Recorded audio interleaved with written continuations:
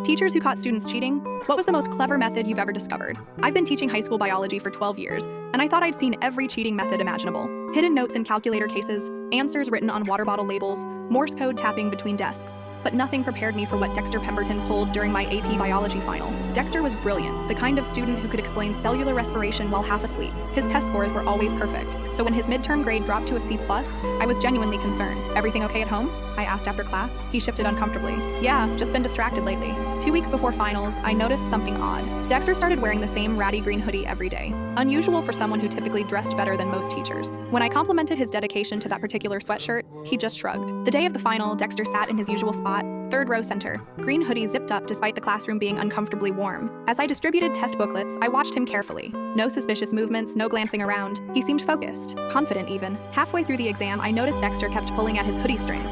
At first, I thought it was nervousness.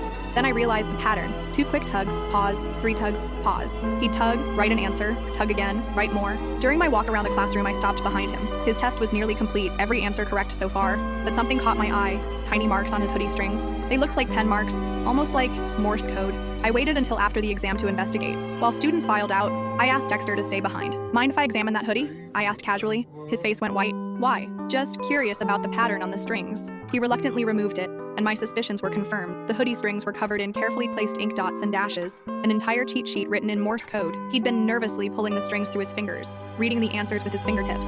Where did you even learn Morse code? I asked, more impressed than angry. My grandfather was a ham radio operator, he mumbled. He taught me when I was 8. It was ingenious. Most teachers wouldn't recognize Morse code, and the string tugging looked like typical test anxiety. The hoodie was his grandfather's, which explained the daily wearing. But here's what really got me. When I decoded the strings, they contained information for organic chemistry, next semester's curriculum. Dexter had prepared cheat strings for the entire year. You put more effort into cheating than studying would have required, I told him. That's when he broke down. His dad had gotten a new job that required the family to move mid-semester. Dexter was terrified of disappointing his parents, especially his grandfather, who'd been bragging about his genius grandson to anyone who'd listen. I gave him a choice: retake the exam honestly, or I'd have to report the incident. He chose the retake and scored a 97%. 3 years later, Dexter sent me a college acceptance letter, full scholarship to MIT for engineering. His note read, "Thank you for teaching me that being clever isn't the same as being smart." I still have that hoodie in my desk drawer. Sometimes when students complain about my impossible tests, I pull it out as a reminder that the most creative solutions often come from desperate situations, and that maybe I should learn a few more codes myself.